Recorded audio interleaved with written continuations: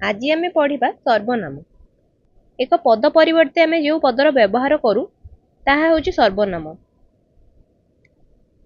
सर्वनाम साधारणतः वाक्यर पुनरुक्ति और श्रुतिकटु दोष को दूर करिथाए। यथा आमे एठी देखिबा, एठी गोटे एग्जांपल दिया आइछि। प्रसन्न भल पाठ पढ़े, प्रसन्न पाठ पढ़ा सहित भल खेले, तेणु प्रसन्नर साथी माने प्रसन्न को आदर करती। प्रसन्न ठारे मध्य आहुरी अनेक भल गुण अच्छी। एठारे बार बार प्रसन्न शब्दर प्रयोग हेतु यह श्रुति कटु करुछि। ता जगार आमे प्रसन्न भल पाठ पढ़े, से पाठ पढ़ा सहित भल खेले, तेणु तार साथी माने ताको आदर करती। ताठारे आहुरी मध्य भल गुण अच्छी। एठारे बारंबार प्रसन्न शब्दर प्रयोग न करी तार ताठारे ताकू व्यवहार करा जाइथिबारु वाक्यटी भल शुणा होछि। साधारणतः सर्वनाम विशेष्य विशेषण वाक्यार्थ और वाक्य परिवर्ते आमे व्यवहार करू। जेमति एठी देखिबा, ईश्वर दयालु, से सर्वमंगलकारी। एठारे से ईश्वर जगार बसिछि। एठारे ईश्वर होछि विशेष्य। सेपरि पिता चतुर, किंतु पुत्र सेपरि नुह। एठारे सेपरिटी चतुर बदल रे बसिछि, जहा होछि एक विशेषण। तापरे देखिबा, पंडित जवाहरलाल नेहरू जणे प्रवीण राजनीतिज्ञ थिले। आजि मध्य लोके एहा स्वीकार करूछन्ति। एठारे एहा पंडित जवाहरलाल नेहरू जणे प्रवीण राजनीतिज्ञ थिले जगार बसिछि, तेणु एठी एहा एक वाक्य परिवर्ते बसिछि। तापरे एठी देखिया, कवि जयदेव जगन्नाथंकर परम भक्त, एहा काहाकू अजणा नाही। एठारे एहा एक वाक्यार्थ परिवर्ते बसिछि। तापरे हमें देखिया सर्वनाम केते प्रकारर अछि। प्रथमे हमें देखिया पुरुषवाचक बा व्यक्तिवाचक सर्वनाम। आमे जानिचंती हमर तीनोटी पुरुष अछि, प्रथम पुरुष, द्वितीय पुरुष और तृतीय पुरुष। प्रथम पुरुष होछि मु आम्भे माने, द्वितीय पुरुष तू और तुम्भे माने, तृतीय पुरुष मु प्रथम पुरुष को छाड़ी बाकी जेतिकी सब रहिले सेमान सब जाउछन तृतीय पुरुष रे। प्रथम पुरुष रे देखिया, मु जणे छात्र, आम्भे माने भारतवासी। एग्जाम रे देइथिबो मु जणे छात्र, एटी गुडे अंडरलाइन कर देइथिबो, पचारथिबो मु एटी को प्रकार सर्वनाम। तो एटी मु होछि पुरुष व्यक्तिवाचक सर्वनाम। द्वितीय पुरुष सेपटे तू सत कहूचु, तुम्हे माने व्यायाम कर, तुमे मोर बंधु, आपण मो कथा सुनंतु। एपर तृतीय पुरुष रे से मोर भाई, से माने ग्रामवासी। तापरे हमें नेक्स्ट देखिया प्रश्नवाचक सर्वनाम। जेउ सर्वनाम पद गुड़िक प्रश्न पचारिबा पई उद्दिष्ट, से गुड़िक प्रश्नवाचक सर्वनाम कहंती। उदाहरण, देशर प्रधानमंत्रींकर नाम कौन, तुमे किए, किए कहे उत्कल दरिद्र, केउ ग्राम रे तुमर घर, पिला माने सबुदिन केउठी खेलुछंती, मु थाउ थाउ तुमर दुख काहींकी, आपण काहाकू डाकुछंती। एठारे वाक्य को प्रश्न करे परिणत करिया पई जेउ सबु शब्दर व्यवहार करा जाइछि, ताहाकू हमें प्रश्नवाचक सर्वनाम कहउछंती।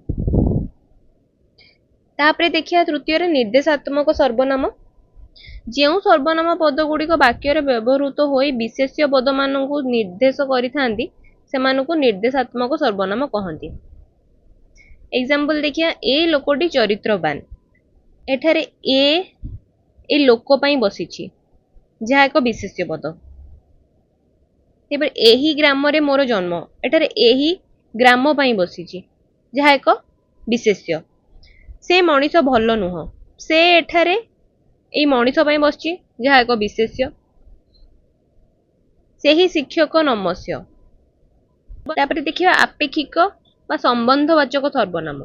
जेउ सर्वनाम पद समूह वाक्य रे परस्पर को अपेक्षा करंती बा संबंध स्थापन करंती, सेगुडी को आपेक्षिक सर्वनाम बा संबंधवाचक सर्वनाम कहा जाय। उदाहरण देखिया, जे देशे जाई से फल खाई, जहाँ अन्यर हितकारक ताहा ही मंगल, जेतिकी पारुछ सेतिकी काम कर, जेपरी कर्म सेपरी फल, जहार लुण खाइबो तार गुण गाइबो। ଆମେ ଦେଖିବା ଯୋଉ ବାକ୍ୟରେ ଯେ ସେ ଯାହା ତାହା ଯେତିକି ସେତିକି ଯେପରି ସେପରି ଯାହାର ତାହାର ଏଇପରି ଶବ୍ଦ ମାନଙ୍କର ପ୍ରୟୋଗ ହେଇଛି ସେ ହଉଛି ଆପେକ୍ଷିକ ସର୍ବନାମ। ତାପରେ ଯିବା ନିର୍ଣ୍ଣାୟକ ସର୍ବନାମ। ଯେଉଁ ସର୍ବନାମ ପଦ ବାକ୍ୟରେ ବ୍ୟବହୃତ ହୋଇ ବିଶେଷ୍ୟ ପଦକୁ ନିର୍ଣ୍ଣୟ କରିଥାଏ ତାହାକୁ ଏକ ନିର୍ଣ୍ଣାୟକ ସର୍ବନାମ କହନ୍ତି।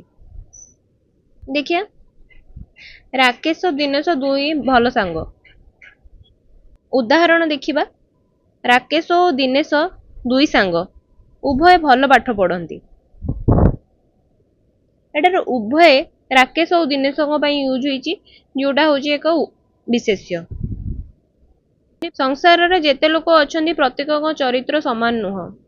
ଏଠି ସଂସାରରେ ଯେତେ ଲୋକ ଅଛନ୍ତି ତା ପାଇଁ ପ୍ରତ୍ୟେକ ଶବ୍ଦଟି ୟୁଜ ହେଇଛି।